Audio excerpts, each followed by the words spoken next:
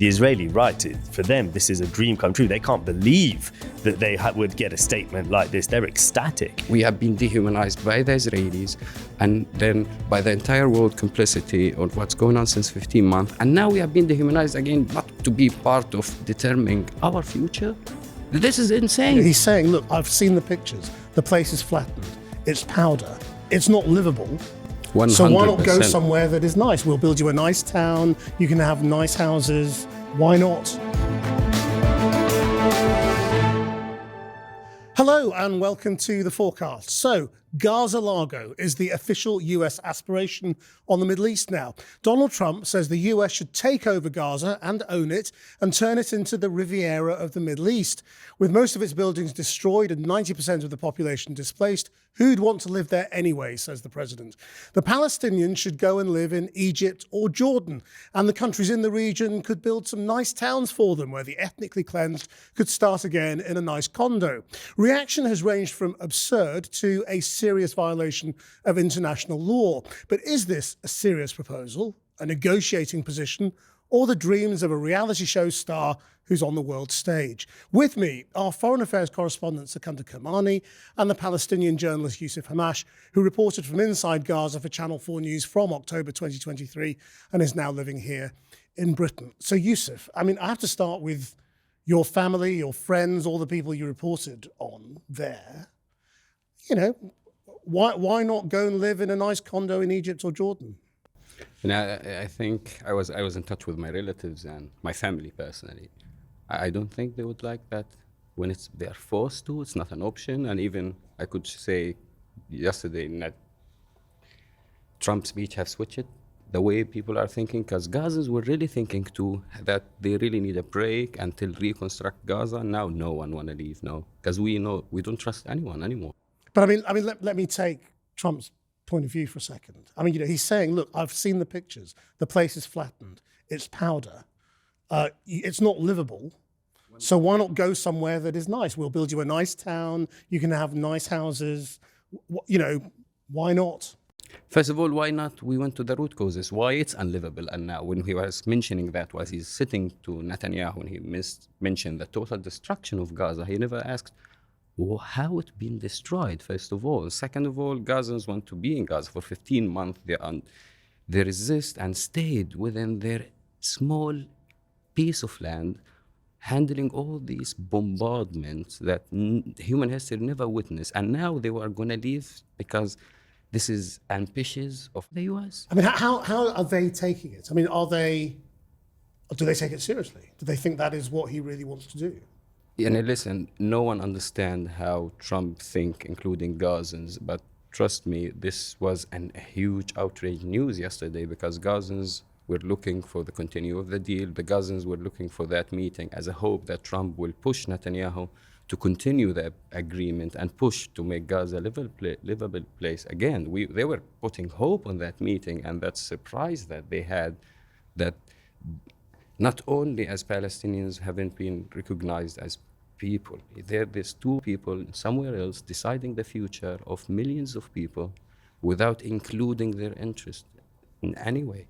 So if Gazans handle 15 months under all of that bombs, do you think that they will obey for Trump ambitious after he had a speech? It's not realistic option. If you cannot go to the root causes of what's going on, we ignore the reality of 75 or more of occupation, then you ignore the reality of the siege, then they ignore the reality of the destruction we have now, and then you ignore the reality that there is Palestinians, they have a voice, and they need to share and contribute, determining their own destiny. Secunder, we shouldn't really be as surprised as everyone seems to be. This idea was floated quite openly by the first son-in-law a long time ago. Who talked about the possibility of Gaza, as a Mediterranean resort. Yeah, talking up the beachfront property value of Gaza, absolutely. In fact, is the Israeli right wing have been talking about this idea, as they term it, voluntary resettlement of Gaza for quite some time. I remember the man who's currently now serving as the Israeli ambassador to the UN, Danny Danon, talking about it not too long after October 7th and Israel's assault on Gaza began. was just in Israel a couple of weeks ago speaking to far-right Israeli politicians, and many of them had been lobbying Donald Trump. It seemed primarily because they wanted to resume the war in Gaza, they wanted to annex the West Bank. But looking at some of the language that they've been using and looking at the language that Donald Trump is now using, it really seems that some of those their messages have been permeating through. For example, there's one MP from Bezalel Smotrich's party, that's a far-right coalition partner of Prime Minister Netanyahu, very influential, although fairly small. This MK, as they're known in Israel, had been and spoken in Mar-a-Lago before, and he told us, he said, look, Trump wants to see a change in the Middle East. He realizes, these are his words, that you can't do the same tired policy again and again and again that leads to an endless cycle of violence. We need to be disruptive. And that's very similar to the kind of language being put out in White House statements. And if you don't have a sort of a stake in the fight, I mean, there is a sort of a logic that you can see will play with supporters of Donald Trump in America who don't really know anything about the Middle East, who'll say, well, it's destroyed, there's a cycle of violence, they keep destroying it, why not just kind of like create a new Palestinian homeland somewhere else, in someone else's country? Yeah, I mean, potentially. I mean, it certainly doesn't go, Trump has always talked about not wanting to spend money in the Middle East or abroad or getting involved in other people's conflicts. So it goes against that grain, which is something that he's sold to his domestic supporters. But yes, I mean, he's trying to package this up in a benevolent form, saying, well, who would want to go back there? Why would anyone want to go back there? I would want to go back there. Exactly, and that's the key difference. Who is Donald Trump? Who is he to answer? decide on our behalf as millions of Palestinians? I was questioning the reality. I was looking for social media, people who are stuck in Egypt, who lived for medical treatment, or people like me to flee for the safety of my children. We're looking, we have the right, we are looking when from the annex of the deal, we are going back to Gaza. And now we are surprised that we are not even included in that narrative at all. And they're looking about reallocating Gazans and changing a homeland. How on earth it's acceptable? And Yousef, it was interesting to me because we were talking just a few days ago when the Rafah border crossing with Egypt opened up about what are people's attitudes, how many people might want to leave, at least temporarily. And at that stage, if I'm correct in remembering, you were saying that a lot of people, for a period, would be interested in trying to get out, trying to have a break, trying to rebuild some of their personal lives whilst reconstruction occurs. But it seems like there's been a real shift prompted by these comments by Donald Trump. Exactly, that's what I mentioned since yesterday when Trump said that, he shifted people's minds. And now, presumably, nobody will go because they'll be scared that they won't be allowed back. That's a living example. I left for the safety of my children, then on the perspective that war will end, then I'll come back, settle down, reconstruct my house, and now I'm facing a reality that I'm not part of anyone's equation. And even my own people from their indigenous place, they are just being rooted. The trouble is, as with anything Trump says, you can't just take it on face value. It's part of some other deal or negotiation that he's thinking of. The trouble I have with this is that it's quite hard to work out what he thinks this negotiating position puts him in a position to try and deliver. Exactly. I think you've hit it on the head there, Krishnan. I mean, you look at the tactics that he's used in talking about tariffs with Mexico and Canada. It's all been about negotiation. Previously, when he's kind of threatened to walk out of NATO, it's because he wants member states to up their defense spending. So it's been make an outlandish, on the face of it, kind of very worrying statement, but behind it, there's a kind of more realistic, tangible aim that he's trying to coerce someone into getting. That seems to be quite possible, an explanation for what's happening now, because there's been no explanation as to how the US taking over Gaza would work, how much money it would cost, what you would do with the population who doesn't want to leave. It doesn't seem realistic. But who is he trying to coerce now, and how, and to what end? I mean, one possibility could be that a big focus for Trump and for the Israelis is normalization, as it's called, between Israel and Saudi Arabia. Some kind of grand historic deal where Saudi Arabia, as the kind of bastion of the Arab world, grants recognition to the Israeli state.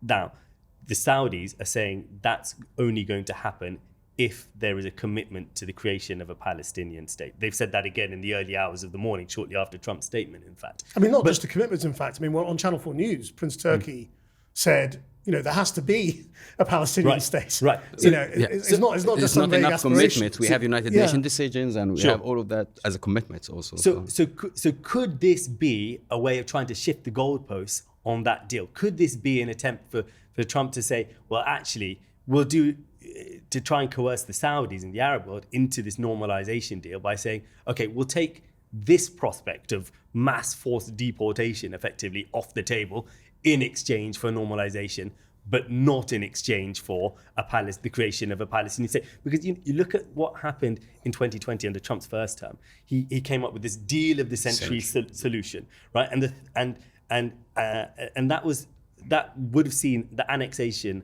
of parts of the occupied West Bank by Israel, recognizing the Israeli settlements that have been built there by the Americans. Now, that was shelved in exchange for the Abraham Accords, for a number of Arab countries, particularly the UAE, granting recognition and forming ties with Israel. How did the UAE sell that? They sold that as, we are doing this deal not out of our own economic self-interest, but because we are preventing the annexation of the West Bank, i.e. we are doing it with the interests of the Palestinians in mind. So perhaps there's a kind of similar play. But the question with that is it a credible threat?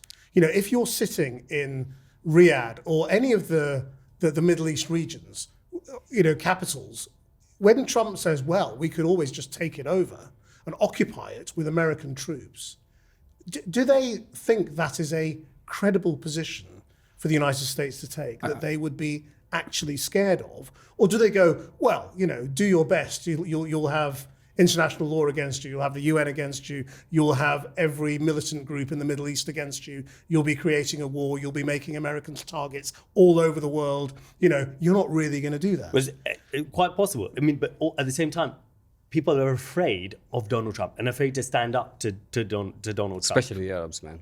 You cannot rely on the Arabs because they are not part of the equation itself. They are not part of, when you see Trump saying that loudly, proudly, calling for ethnic cleansing for part of the Arabs group, considers part of the Arab groups, and you have only these comments. We cannot rely on the Arabs because, listen, this is a long-term conflict, war, occupation, call it whatever you call it. Where were the Arab positions since over 80 years? Let's go back since October 7th started. What was the Arab position? Even people, if you look for the Egyptian, so I'm not going to go on specific country, but over the Arab world in general, they are not calling for not ethnically cleansing of the Palestinians. No, somehow you feel it that we don't want Palestinians. So we became just an issue. And why we are, as Palestinians, we are not part of determining our destiny. Why it's just the Americans and the Israelis deciding, and there are issues like, we will talk with the Arabs, we'll convince Jordan, Egypt, we'll use our tools against Saudi Arabia, whatever they have the influence as Americans on all the Middle East, but why there is none a Palestinian involved?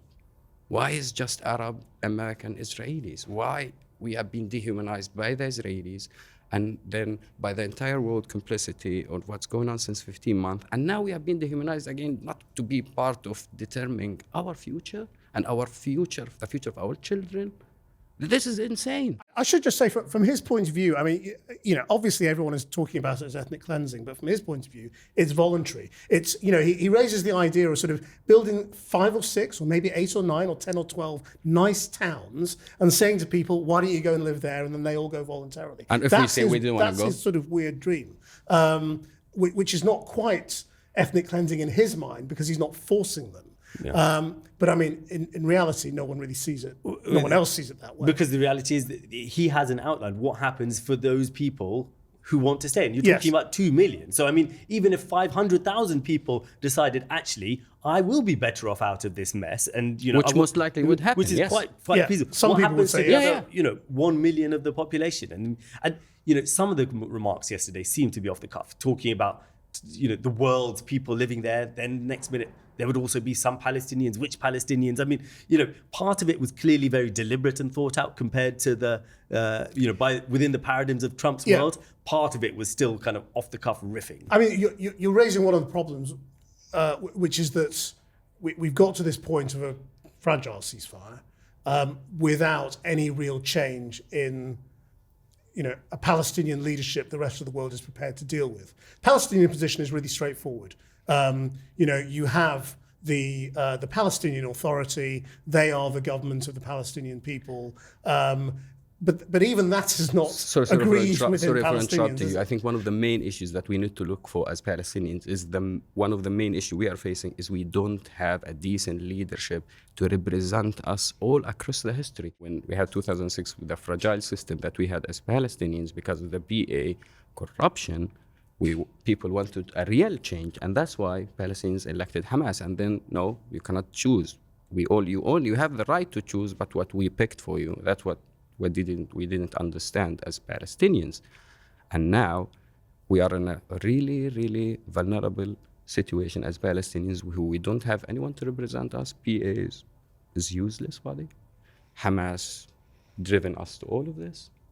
And we have the Arab world. No, we really, as Palestinians... And that is, I mean, when you say that is the widespread view of everyone in Gaza. Because, I mean, the other thing that this raises is the whole question of, sort of news management and what was really going on in this conversation between Netanyahu and Trump. Because obviously, as you say, what much of the world was wondering was what would emerge from this in terms of the next phase of the ceasefire and the release of the rest of the hostages and all normalization in Gaza. And we haven't had anything on that because it's been totally blown out of the water by this announcement on America taking over Gaza. So what does this tell us about Israel's position and American support going into this next phase of negotiations? Well, I think, the consensus had been that Donald Trump and his team wanted to see this ceasefire deal extended. And they wanted it to go beyond this first stage into the second stage where you have a longer lasting ceasefire, you have the release of the remaining Israeli hostages. That still seems to be Donald Trump's position. Netanyahu last night, making clear that he is still quite open to the idea of resuming the war, talking about having three aims: the release of the hostages, yes, but still continuing to talk about the elimination and destruction of Hamas, whatever that might mean. We've seen after 15 months of terrible destruction in Gaza that Hamas are still standing. We've seen that in the videos of how they put their fighters on parade when they release the hostages, for example. And so I think there's a lack of clarity as to whether there is a divergence of views between Netanyahu and Donald Trump about reaching that second stage that's now been somewhat overtaken by this huge it wasn't apparent yesterday because Netanyahu looked like the cat had got the cream. Well, he was, because he was listening to everything that Trump was saying about taking over Gaza and pushing out the population. He was laughing. He was more than listening. He was enjoying it. But what that statement does to Netanyahu also helps him with a political problem that he's got within his own government, because one of his far-right allies, Smotrich, another one had already left the government when he entered the ceasefire deal, Ben Gvir. Smotrich had said, if we don't go resume the war at the end of phase one of this ceasefire, which will be kind of towards the end of February, we're going to leave your government. That means his government would be brought down. Now, with this statement by Trump about taking over Gaza, the Israeli right, for them, this is a dream come true. They can't believe that they would get a statement like this. They're ecstatic. And so I think it will help. It could help if Netanyahu wants to go to the second phase of the ceasefire deal. It would help him. What it does to Hamas, I think, is a bigger question. We've seen a statement from them saying that Trump's comments are ridiculous, they're absurd.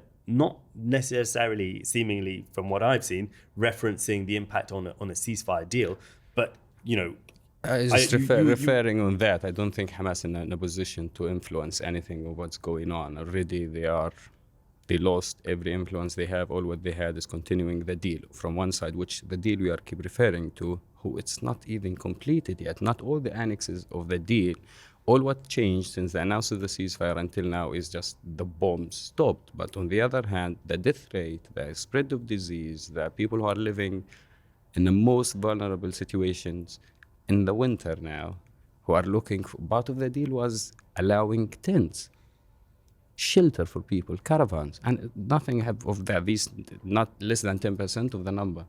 So nothing changed with the deal. And if they want to come back to the war, for what? It's a land of destruction. It's a land of rubble. There is nothing the Israelis can do unless we will all be watching just massacre after massacre on a live TV. And we will consider it a show after that, because 15 months of continuous bombardment and killing civilians wasn't enough to convince the world that something needs to change and to stop what's going on. We're in this strange situation where we've got this fantastical, bizarre, and as you know, Yousef is alluding to vast majority of Palestinians, deeply offensive idea being put on the table. But the idea that the rest of the international community, that the Arab world, that European countries want to put forward, seems much more real, in many ways much more realistic and much simpler, which is that the Palestinian Authority need to be the one who are in charge of Gaza in the future. They're already in charge of the West Bank, and there needs to be progress on some kind of discussions towards a two-state solution. I mean, the one thing I have been wondering is whether, as well as perhaps this being an attempt to coerce Arab states, these kind of statements are an attempt to coerce Hamas. We know that Israeli officials want possibly to exile the Hamas leadership out of Gaza in a way that we saw the PLO pushed out of Beirut in the 1980s, for example. Could this be some kind of attempt to threaten Hamas and say, well, if you don't accept that, then this entire territory is going to be depopulated? But the fact that we're scrabbling around trying to kind of rationalize what the underlying intention of this bizarre statement is not a great position for us or anyone to be in. And from what I can see, diplomats right across the world are in the same position right now, trying to get up to speed and think what is really going on here. So one scenario from what you're saying is that the 1.8 million people, or however many people are currently in Gaza going to Egypt and Jordan, could come right down to just Hamas. If you look at what the Israeli position is, and Netanyahu was talking about this yesterday as well, saying we want to ensure that Gaza never becomes a threat again, that Hamas is not in charge. And they have put out through kind of sources and unnamed officials throughout the war the prospect of exiling the Hamas leadership. Now, it didn't seem to me, Yousef will have a better insight than me about this, that Hamas would ever go for that. That's their raison d'etre, to be a resistance group. But perhaps this could be some form of coercion against them, to say that if you don't leave, then you're going to be complicit within this massive depopulation of it. Okay, let's say they agreed, and suddenly we don't have Hamas, and they all left Gaza, and you don't have an option for a future for Gazans. You'll have another form of Hamas, because you are not going to the root causes of the issue, which is an occupation and a siege, and you need turn the Palestinian cause from a fragile, vulnerable system into a way accepted on the international community table, allow them to contribute on their own future.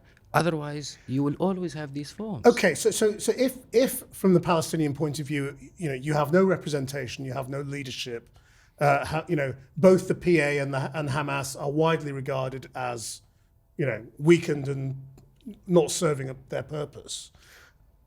What is, the future that Palestinians would like? What is the leadership they would like? And what is the route to getting there? My perspective as Palestinian here is that this generation need to clean the mess, that hoping that the coming generation could claim something, because the world is aware about what's going on now more than ever.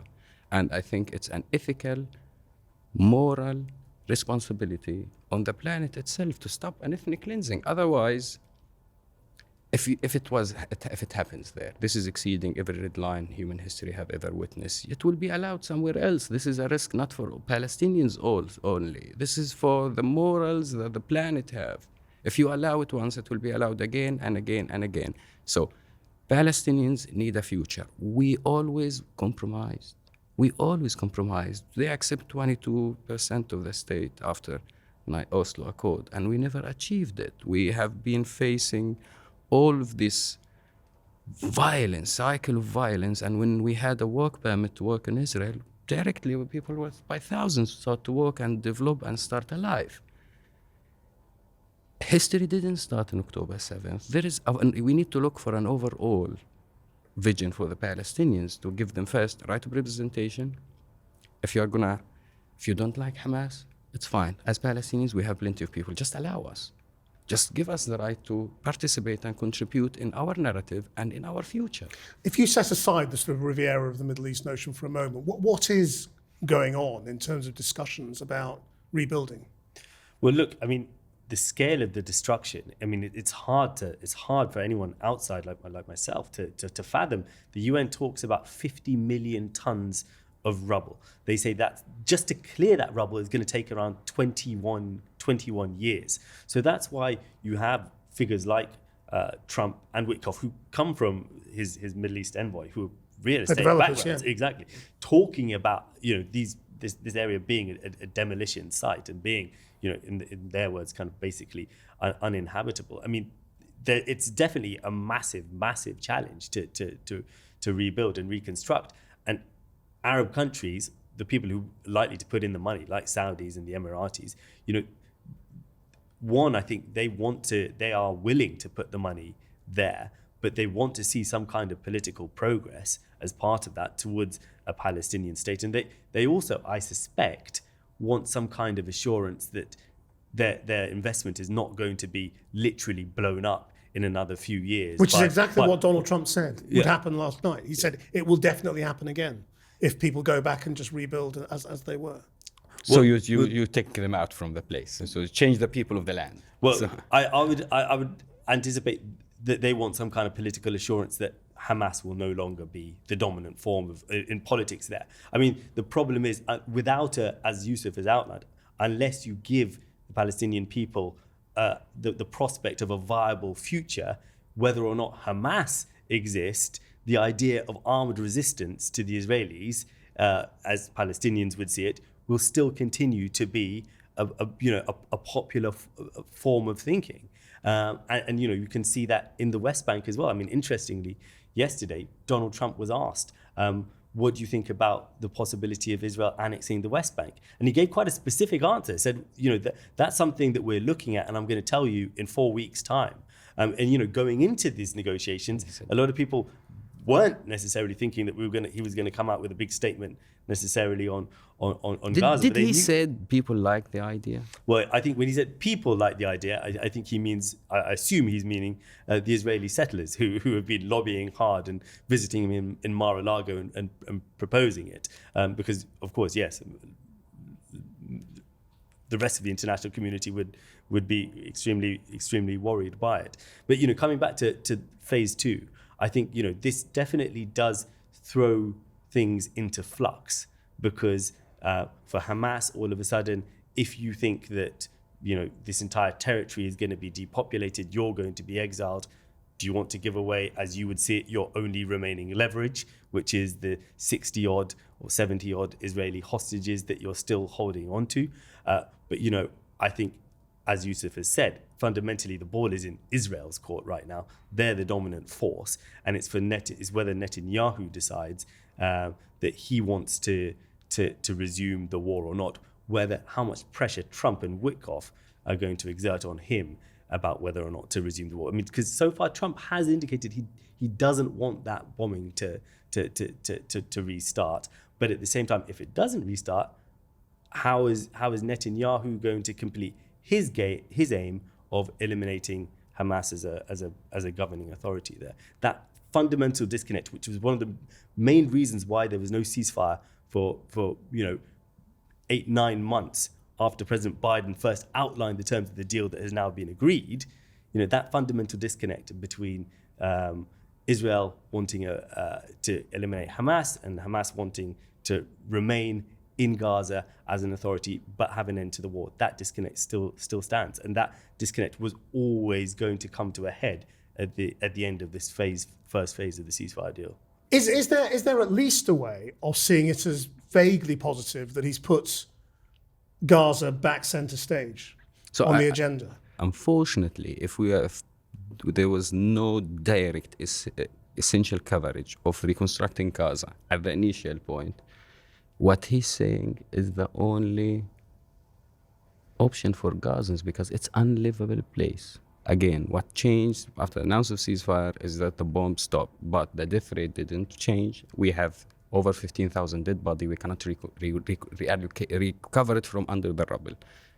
Aid's not sufficient. Shelter aid items are not sufficient. So what are the options? Yes, if you give it to the options of people who are in the most vulnerable situations, they will take it as an option voluntarily. But when they have it, when they hear it, have been called for it proudly, no, definitely they won't agree on that. But again, it's realistic if they didn't allow reconstructing Gaza. Then what is the option for Gazans? Then what is the next? If you don't like, okay, you reduce the military power of Hamas and left 2 million people living on a rubble, over 50 million tons of rubble. What you're expecting next? If you are looking for what's going to happen next outside and what happens next from the American policy or what happens next from the Israelis or the West, what happens next for Gazans and how they will act? Well, let's see what happens next. And let's also see key things to look out for. There's going to be some other big visitors coming to the White House soon. King Abdullah of Jordan, President Sisi, the man in charge of Egypt, they're going to be visiting soon. Trump insists that they're going to agree to his plans of taking Palestinians from Gaza. They've said that they won't. Don't think anyone else thinks they will. But I think after those meetings, we'll get a better indication of what is Trump's actual intent here. What are his more precise goals in terms of Middle East policy? Right, well, let's see where Gaza Largo goes as an idea next. Thank you both very much indeed. Thank you. And that's it for this edition of the Forecast. Until next time, bye-bye.